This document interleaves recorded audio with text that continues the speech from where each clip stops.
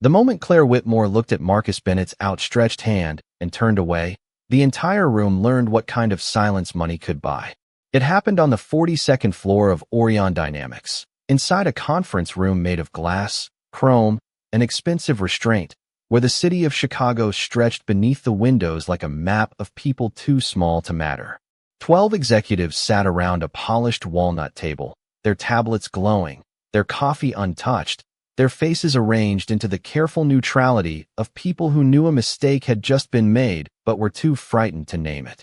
Marcus stood near the doorway with his right hand still extended, palm open, fingers steady, a simple gesture hanging in the air as if time itself had paused to see what Claire would do next. She was standing at the head of the table, short blonde hair tucked sharply behind one ear, navy suit pressed clean enough to reflect the ceiling lights, her expression cool and unreadable. She had glanced at him once, not long enough to see him, only long enough to measure him. A black man in a dark gray suit without a visible designer label. Close-cropped curls. No entourage. No gold watch flashing under his cuff. No assistant whispering his importance into the room before he entered.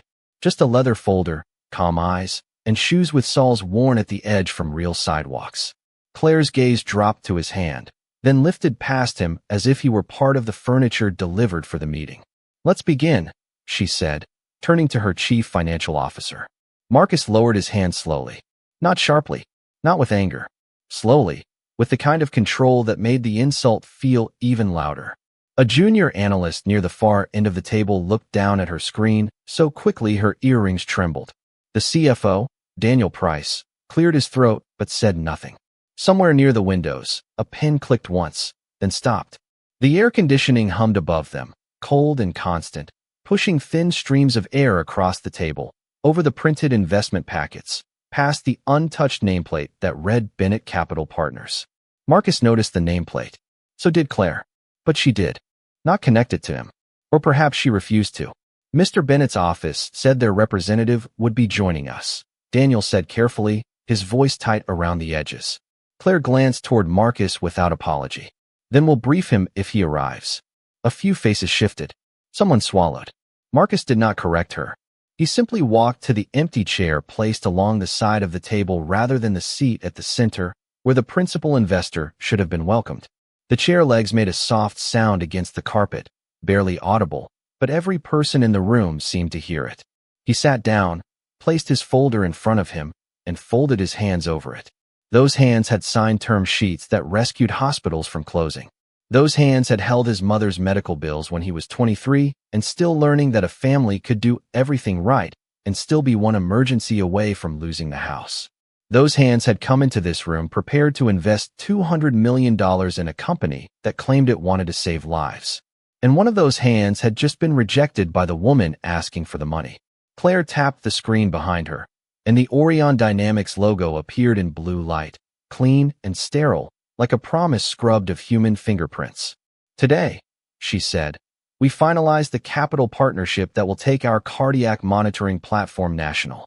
Her voice carried the confidence of someone who believed the room belonged to her because everyone in it had always allowed that to be true. Marcus watched her speak. He watched the way her team watched her. Not with loyalty, with caution. There was a difference. On the table before him, the investor packet was thick, glossy, perfectly bound. The cover showed a smiling elderly man wearing a sleek device near his collarbone, his granddaughter hugging him in a sunny kitchen that looked more like advertising than life. Marcus touched the corner of the packet but did not open it yet. He was still listening to the quiet after the handshake. It had not disappeared. It had settled into the room like dust on glass. Claire moved through projections, market share, hospital networks, regulatory timelines, and national rollout strategy. Numbers appeared on the screen in bright, confident columns. 38 states in the first phase. 900,000 projected users within 18 months. A valuation curve climbing so sharply it looked less like business and more like escape. Every few minutes, she glanced toward the door as if still expecting the real money to walk in wearing a better suit. Marcus sat still. His face gave away nothing. But inside him, something old and familiar moved. Not surprise. He had met this room before. Different towers. Different carpets. Same cold test. The test that asked whether he would shrink, explain himself, laugh politely, make them comfortable after they had made him small.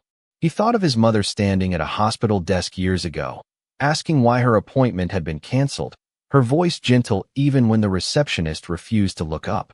He thought of how she had squeezed his shoulder afterward and said, "Baby, never let their manners decide your worth." Claire clicked to the next slide. With Bennett Capital's funding, Orion becomes not just viable, but inevitable. The word hung there. Inevitable. Marcus finally opened the packet. The paper was smooth beneath his thumb. Too smooth, expensive enough to hide fear. He turned one page, then another. His eyes moved quietly over the charts while Claire kept speaking. Then his hand stopped on page 11. A small line of text sat beneath a performance graph, buried under language most people would skim past to reach the bigger numbers. Excluded patient results, non-standard trial conditions. Marcus looked up at the screen, then back down at the page. His expression did not change, but the room seemed to grow colder around him. Claire was still talking, still selling, still standing in the bright blue wash of her company's logo, unaware that the man she had refused to greet had just found the first crack in the glass. Marcus did not turn the page right away. His thumb rested on the thin black line beneath the chart, and for one quiet second the conference room disappeared behind the memory of fluorescent hospital lights, vinyl, chairs, and the smell of burnt coffee from a vending machine in Detroit. He had been raised 800 miles from this tower, in a two-bedroom apartment above a laundromat where the dryers shook the floor every Saturday morning, and his mother, Evelyn Bennett, folded scrubs at the kitchen table before another 12-hour shift. She was a nurse at St. Bartholomew Medical Center, the kind who remembered every patient by name, the kind who stayed after her shift to explain discharge papers to families who were too tired or frightened to ask questions. Marcus learned early that dignity was not something rich people handed down. It was something his mother carried into rooms that tried to take it from her. She walked with quiet shoulders, polished shoes, and a voice soft enough to calm strangers, even when the world answered her with impatience. When Marcus was 14, he used to wait for her outside the emergency entrance after school, sitting on a concrete planter with his backpack between his knees, watching ambulances come and go under red lights that painted the sidewalk in brief flashes. He saw who got listened to quickly and who had to repeat themselves twice. He saw his mother translate fear into instructions, anger into breathing, pain into paperwork. He also saw the way some doctors looked past her until she said the exact medical fact that saved them from making a mistake. That was where he first understood the terrible cost of being underestimated. Years later, when kidney disease made Evelyn the patient instead of the nurse, Marcus learned another kind of waiting. Waiting on insurance approvals. Waiting on specialists. Waiting in hallways where televisions played morning shows no one watched. He was in college then, working nights at a shipping warehouse, studying finance in the blue light of a used laptop, telling himself that numbers were not cold if they could be used to keep people alive. His mother never asked him to become wealthy. She asked him to become useful. After she passed, Marcus kept the last hospital bracelet in a small wooden box on his desk. He did not show it to investors. He did not mention it in interviews. But every company he funded carried the weight of that bracelet. Orion Dynamics had reached him because its cardiac monitoring platform promised to serve rural clinics, veterans hospitals, and community health centers that larger companies usually treated as afterthoughts. That promise was why Marcus had taken the meeting personally. He could have sent a partner. He could have let his legal team finish the process and wire the money from 3 time zones away. Instead, he flew into Chicago the night before, checked into a modest hotel near the river, and spent 2 hours walking along the water in the cold March wind, thinking about all the patients whose lives might change if the device worked the way the company claimed it did. He came dressed plainly on purpose, not to trap anyone, not to make a point, but because he had grown tired of rooms that respected the costume more than the person. His father, who cut hair for 30 years on the west side of Detroit, used to tell him that a clean collar and steady eyes were enough for any honest man. Marcus still believed that. His dark gray suit was tailored but not flashy. His hair was trimmed close, curls shaped neatly against his head. His beard was clean along the jaw. He carried no visible wealth except the calm that came from knowing exactly who he was. That calm had survived boardrooms where people asked whose assistant he was. It had survived hotel lobbies where security watched him too closely. It had survived charity dinners where donors praised diversity from a stage and ignored the black man whose fund had paid for half the building. Marcus had never mistaken politeness for surrender. He had simply learned that anger spent too early could leave no strength for the moment that mattered. And now, seated beneath the cold blue logo of Orion Dynamics, with Claire Whitmore still presenting as if she had not left his hand suspended in front of her entire leadership team, Marcus felt that familiar discipline settle over him. He looked again at the excluded patient results line. Then he looked at the glossy photo of the smiling grandfather on the cover. The man in the advertisement seemed healthy, safe, protected by technology, and trust. Marcus knew better than most that trust was not a marketing word. It was a life placed in somebody else's hands. He turned the page, slowly this time, and began reading every footnote. Claire Whitmore had built her life around the belief that control could save her from ever looking uncertain. It showed in the way she stood at the head of the table, shoulders squared, short blonde hair cut clean at her jawline, every movement precise enough to seem rehearsed but not human enough to seem warm. She was 36 years old, born in a suburb outside Boston where achievement was treated less like a dream and more like a family obligation. Her father had been a corporate attorney with a voice that could flatten a dinner table. Her mother had taught economics at a private college and corrected Claire's grammar before she corrected her feelings. In the Whitmore house, weakness was not discussed. It was managed, hidden, dressed properly, and never allowed into public. Claire had learned early that the world forgave arrogance in people who won, especially if they won with clean numbers and steady eye contact. By 28, she had taken over a failing medical software startup and turned it into Orion Dynamics, a company that investors described as disciplined, ruthless, and visionary. Those three words followed her through magazine profiles, conference stages, and television interviews where she smiled just enough to appear approachable, never enough to seem soft. But inside the company, people knew the colder version. She noticed every delayed response. She remembered every missed target. She could turn a quarterly review into a room full of adults staring at their own hands. She did not raise her voice often because she rarely needed to. Her silence did the work for her. And lately, there had been too much silence inside Orion. The cardiac monitoring platform was supposed to be the product that changed everything. Hospitals had signed letters of interest. Rural clinics had placed early requests. Veteran health networks had asked about deployment by the end of the year. The device was small, elegant, and light enough to rest near the collarbone, sending continuous heart data to physicians before an emergency became visible. On paper, it was exactly the kind of technology Marcus Bennett wanted to fund. In reality, it had become Claire's last bridge over a widening canyon. Payroll was covered for 6 more weeks. A previous lender had quietly refused to extend terms. 2 board members had stopped using the word expansion and started using the word survival. Claire had not slept more than 4 hours a night in nearly a month, though no one in the room would have known it by looking at her. Her suit remained flawless. Her lipstick had not faded. Her voice stayed smooth as glass. Our validation studies show a 94% accuracy rate across primary patient groups, she said, gesturing toward the screen where a blue graph climbed in clean steps. Daniel Price shifted slightly in his chair. Marcus noticed that too. The chief financial officer had the pale, tight expression of a man who knew which numbers had been polished before they were printed. Claire noticed Daniel's movement and gave him half a glance, not enough for the room to see, but enough for him to lower his eyes. That was how she managed fear. She made it private. She made it expensive. With national deployment, she continued, Orion can reduce hospital readmission burdens, improve response times, and position itself as the category leader in remote cardiac intelligence. The words were impressive. They rolled through the room with the smoothness of practiced certainty.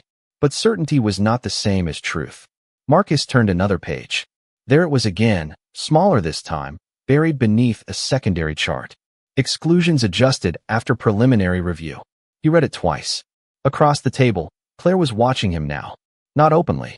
Not kindly. Her eyes flicked toward the packet in his hands, then toward his face, trying to decide whether the quiet man she had placed at the edge of the room was merely following along or seeing too much. For the first time since the meeting began, a narrow line appeared between her brows. She clicked to the next slide a little too quickly. The screen changed to a photograph of a hospital room washed in morning light, a patient smiling at a nurse, hope arranged in soft colors behind them. Claire's voice remained level, but something beneath it tightened. "What matters today," she said, "is confidence." Marcus lifted his eyes from the page. The words settled between them. Confidence. Around the table, no one moved. The room was still bright, still polished, still cold. But under the expensive surface, something had begun to shift. Claire Whitmore had spent her whole life believing that control was power. Marcus Bennett was beginning to understand that control might be the thing hiding the damage. Marcus waited until Claire finished the slide before he spoke. He did not interrupt her sentence, did not raise a hand like a student asking permission, did not lean forward to make himself appear larger. He simply let the final word fade into the cold air of the conference room, then looked down at the packet one last time. His voice, when it came, was quiet enough that everyone had to listen. "Where are the excluded patient results?" The question did not crash into the room. It landed cleanly, like a glass set down on stone. Claire stopped with the presentation remote still in her hand. For half a second, the screen behind her continued to glow with the soft photograph of a hospital room. Patient smiling, nurse beside him, sunlight across white sheets. Then the image seemed to lose its warmth. Daniel Price looked at Marcus, then at Claire, then down at his own copy of the packet as if the answer might rearrange itself before anyone noticed. "Excuse me," Claire said. Marcus kept his eyes on her. "The validation study says your 94% accuracy rate applies to primary patient groups, but the footnotes reference excluded patient results under non-standard trial conditions. Page 11 mentions it once. Page 14 refers to adjusted exclusions after preliminary review. I am asking where those results are." No one moved. The junior analyst at the far end of the table stopped typing. A board member with silver glasses slowly lowered his coffee cup without drinking from it. Outside the glass wall, Chicago traffic moved 42 floors below them, silent and distant. Tiny headlights slipping between buildings like blood cells under a microscope. Claire's face did not change, but something in her neck tightened. "Those were outlier cases," she said. "They were not relevant to the core performance model." Marcus turned one page, then another. The sound of paper in that silent room felt strangely intimate. "Outlier cases can be irrelevant when you are selling a fitness tracker," he said. "Not when you are asking physicians to trust a cardiac device with real patients." Daniel closed his eyes for a brief moment. Claire saw it. Marcus saw that she saw it. "Mr. Bennett," Claire said, and the name came out too late, formal now, sharpened by irritation. "Our medical review team has already evaluated those data sets. Then you should have no concern showing them." A faint shift went through the table. Not rebellion. Not yet. Just recognition. The kind that begins in shoulders before it reaches mouths. Claire walked 2 steps away from the screen, heels quiet against the carpet, chin lifted. "This meeting is to finalize a capital partnership, not reopen completed scientific review." Marcus nodded once, almost gently. Capital follows risk. Risk follows truth. If the truth is incomplete, the capital is blind. The words were plain, but they pulled the air tighter. Claire looked toward Daniel. "Can we please keep this on schedule?" Daniel opened his mouth, but no sound came at first. He adjusted his tie, glanced at Marcus, then said, "The excluded data is archived with clinical operations. I would have to request the full file." "How many patients?" Marcus asked. Daniel's fingers curled around the edge of the table. Claire answered before he could. "A statistically insignificant number." Marcus did not look away from Daniel. "How many?" Daniel swallowed. 118. The number changed the room. It was not shouted. It did not need to be. 118 was not a rounding error. 118 had faces, homes, sons, daughters, old pill bottles lined up beside kitchen sinks, appointments circled on paper calendars, spouses waiting beside beds in rooms that did not look like the advertisement on the screen. Marcus let the silence hold the number long enough for everyone to feel its weight. Claire's hand tightened around the remote until the plastic creaked softly. Those cases involved inconsistent placement, irregular movement, and poor compliance, she said. The device was not used according to protocol. Marcus looked at the smiling patient on the screen. Patients do not live according to protocol. They sleep on couches. They climb stairs. They forget instructions. They sweat through work shirts in July. They hold grandchildren. They move when they are afraid. If your device fails when real life touches it, then the study does not prove safety. It proves presentation. A board member shifted in his chair. The junior analyst's eyes rose from her tablet, wide and still. Claire's expression hardened, not because she had misunderstood him, but because she understood him too clearly. You are making a serious implication, she said. Marcus closed the packet and rested his hand on top of it, the same hand she had refused to take. No, he said softly. I am asking a serious question. There is a difference. Claire Whitmore held Marcus's gaze for a moment too long, and in that extra second the room saw her make a choice. Not the careful choice. Not the honest one. The proud one. She placed the presentation remote on the table with deliberate calm, as if slowing her movements could slow the damage spreading through the room. This is exactly why we normally do not allow unvetted commentary during executive sessions, she said. The words were polished, but the edge beneath them was sharp enough to make Daniel Price look down again. Marcus did not move. He had heard softer versions of that sentence his whole life. Not here. Not now. Not from you. Claire turned slightly toward the board members, reclaiming the room with her posture before she tried to reclaim it with logic. We are 6 weeks from national deployment. Our clinical partners have reviewed the core findings. Our compliance team has signed off. The purpose of today is not to entertain speculation from someone who has clearly misunderstood the scope of the data. The silver-haired board member adjusted his glasses. Claire, 118 exclusions is not nothing. She gave him a smile without warmth. Walter, with respect, that is why we hire specialists. Marcus opened the packet again and rested one finger beside the footnote. Specialists are useful when they are allowed to tell the truth. The sentence changed her face. Not dramatically, just enough. A faint flush rose along her cheekbones, the kind that came from embarrassment trying to disguise itself as authority. You have been here for less than 20 minutes, she said. You arrived without proper introduction, interrupted a high-level meeting, and now you are implying misconduct based on footnotes you skimmed from a packet you barely understand. The room went still in a different way. Earlier, the silence had been uncomfortable. Now it was ashamed. Marcus felt every eye on him, felt the familiar weight of being turned from a person into a problem. Claire had not mentioned his race. She did not have to. The insult had already done its work when she ignored his hand, when she placed him at the side of the room, when she spoke as if authority must arrive wearing the shape she expected. Marcus looked at her, then at the others around the table. No one defended him. Daniel's jaw tightened, but his mouth stayed closed. The junior analyst's fingers hovered over her keyboard, frozen above letters she no longer wanted to type. I understand the packet, Marcus said. His voice remained low. I understand what happens when companies bury inconvenient results beneath clean graphs. I understand what happens when patients become projections and risk becomes a sentence in small print. Claire gave a short breath through her nose, almost a laugh, but not brave enough to become one. This is a boardroom, not a community lecture. There it was. Small enough for deniability. Clear enough for everyone to feel. Marcus closed the packet. The sound was soft, final. Walter looked away. Daniel's face tightened, as if something inside him had finally crossed from concern into fear. Claire continued, pushed forward by the momentum of her own mistake. Orion Dynamics is not built on sentiment. It is built on discipline, science, and execution. We cannot allow every outside observer with a personal story and a suspicious eye to derail a $200 million transaction. Marcus's eyes narrowed slightly, not in anger, but in recognition. She had said the number. She understood the money. She did not yet understand who controlled it. Then show the complete data, he said. Now. Claire's hand moved to the back of her chair. Her fingers pressed into the leather. No. The word struck the table and stayed there.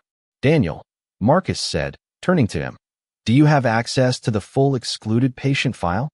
Daniel looked at Claire first. That was answer enough. Claire's voice dropped. Do not respond to him. Marcus nodded once.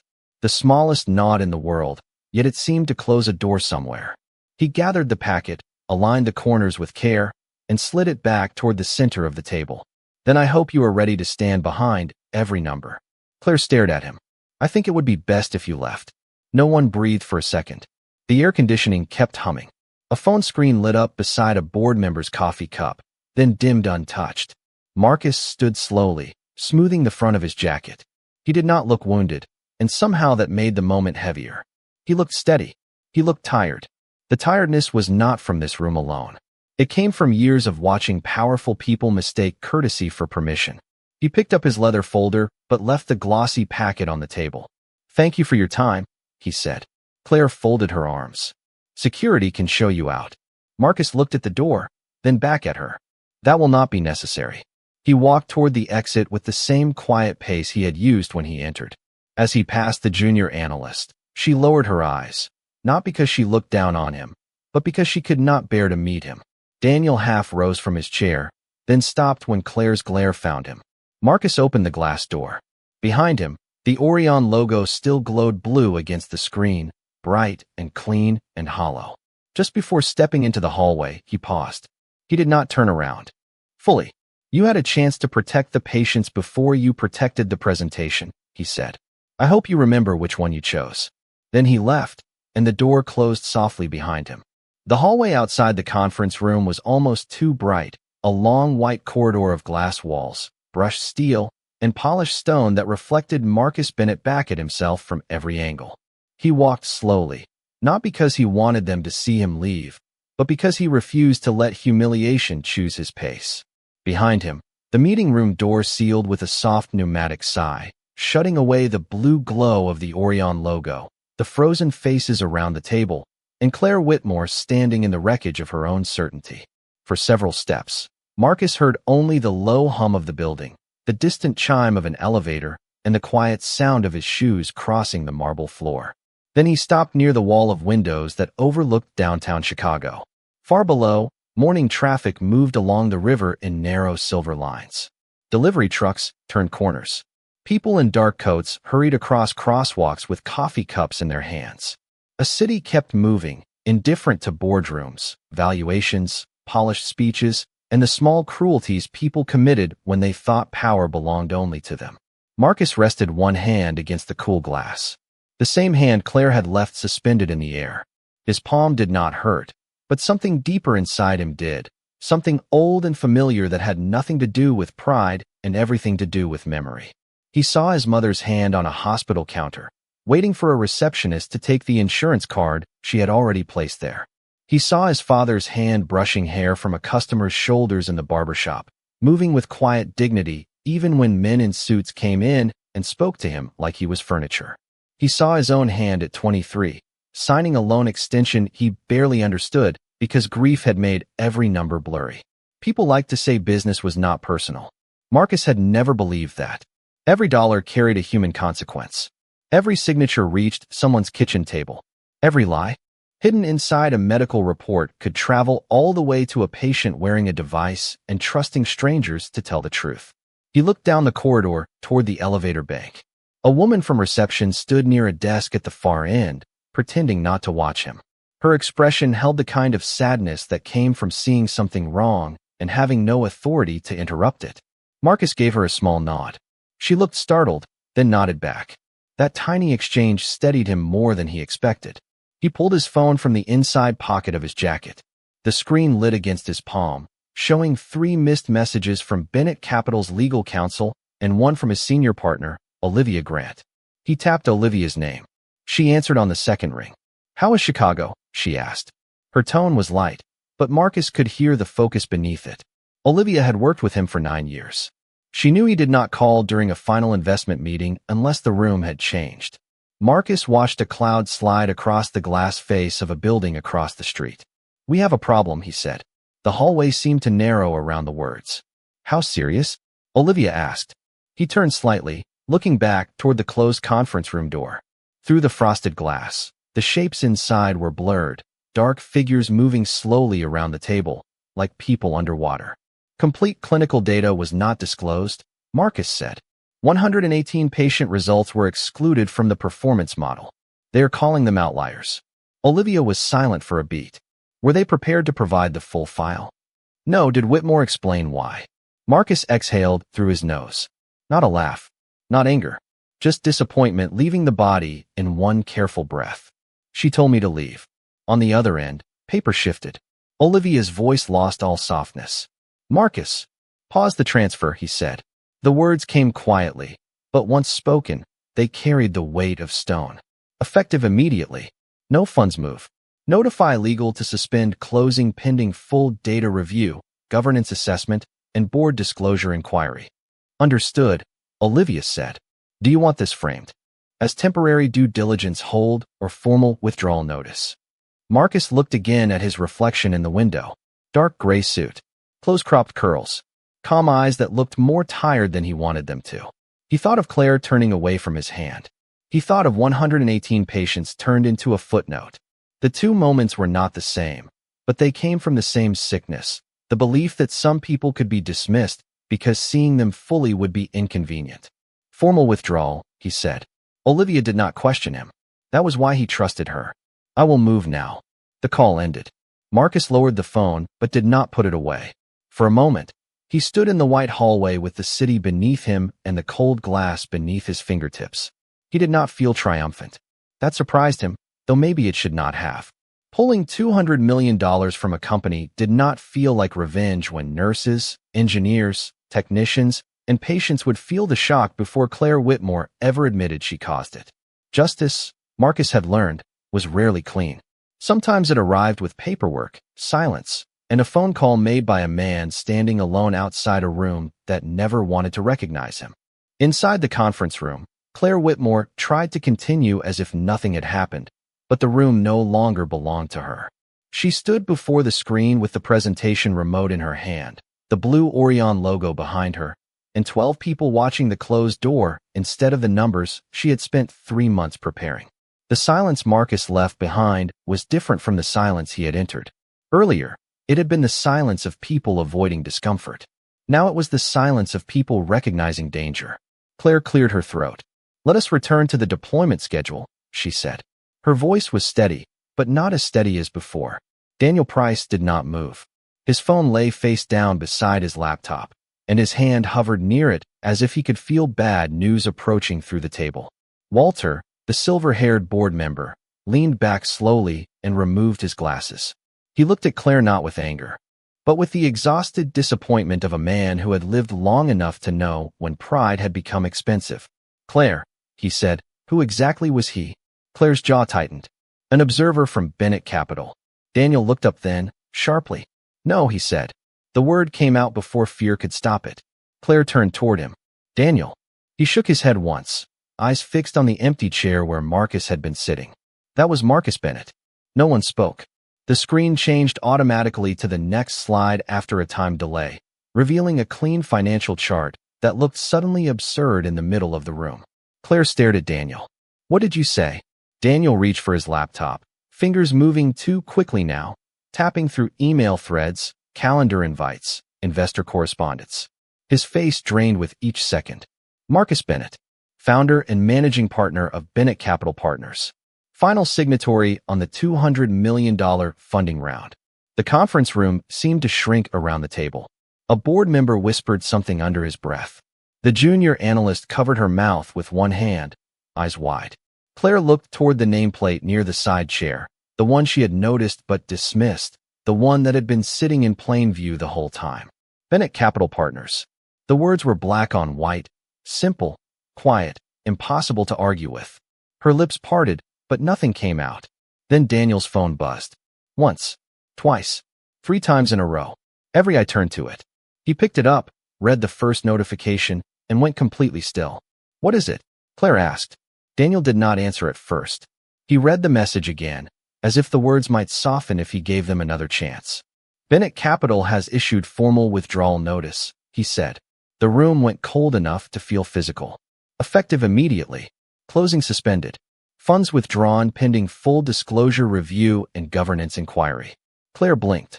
The remote slipped slightly in her hand, and for the first time that morning, she looked less like a chief executive and more like someone standing on ice and hearing the first crack beneath her shoes. That is not possible, she said. Daniel looked at her with a fear that no longer belonged only to him. It just happened. Walter put his glasses back on slowly. You told the final investor to leave. Claire's eyes flashed. He misrepresented himself. No, Walter said quietly. You misread him.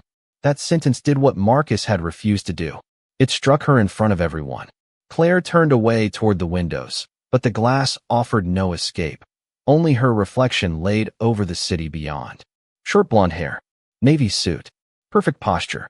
A woman who had survived every room by mastering it, now undone by the one person she had failed to recognize. Daniel's laptop chimed next, then Walter's phone, then another board member's. Notifications began blooming around the table like small alarms. Legal, banking counsel, investor relations. The lender who had been waiting for Bennett's transfer was requesting clarification. A hospital network was asking whether rumors of a delayed rollout were true. Someone from communications wanted a statement. The collapse had not happened yet, not fully, but its first shadow had entered the room. Claire turned back to Daniel. Call him. Daniel stared at her. You should call him. She looked toward the closed door, and memory returned with brutal clarity. Marcus's hand extended, her eyes moving past it, the quiet lowering of his arm. The way he had asked for the missing patient data without anger. The way he had left without begging anyone to understand his worth. Her face tightened, but the emotion beneath it was no longer anger. It was recognition, and recognition hurt because it offered no one else to blame. Where is he now? She asked. The junior analyst looked toward the glass wall and whispered, I saw him by the elevators. Claire did not wait. She set the remote down, too carefully, as if one more small sound might break whatever authority she had left. Then she walked out of the conference room, past the empty side chair, past the abandoned packet, past the nameplate she should have read when he first entered, and for the first time in years, every step she took felt smaller than the one before it. Claire reached the elevator bank just as the doors opened with a soft chime. Marcus Bennett stood inside alone, phone in one hand, leather folder in the other, his face calm beneath the white ceiling light. For a second, neither of them spoke. The elevator seemed to wait with them, its polished metal walls reflecting her strained expression back in fragments. Claire had run only a short distance from the conference room, but her breathing was uneven, not from the walk, but from the weight of what had followed her down the hallway. Pride, panic, recognition. The three of them pressed against her ribs until her voice, when it finally came, sounded smaller than she intended. Mr. Bennett, please. Marcus looked at the open doors, then at her. He did not step out. He did not press the close button either. That restraint hurt more than anger would have. Claire stood there with her hands at her sides, suddenly aware of how many people could see them from reception, from the glass-walled offices, from the quiet desks where employees had lifted their heads. She had spent years making sure apologies happened privately, if they happened at all. Now the first real one of her career had nowhere to hide. I did not know it was you, she said. Marcus's expression did not change, but his eyes settled on her with a sadness that made the sentence sound worse after it was spoken. Claire heard it too. She swallowed and started again. No, that is not what I mean. Her fingers curled once, then released. That is exactly the problem. I should not have needed to know who you were to treat you with basic respect. The hallway grew quiet around them. A receptionist lowered her eyes to her desk. An engineer standing near the coffee station stopped stirring his cup. Marcus stepped out of the elevator then, slowly, giving the moment the F.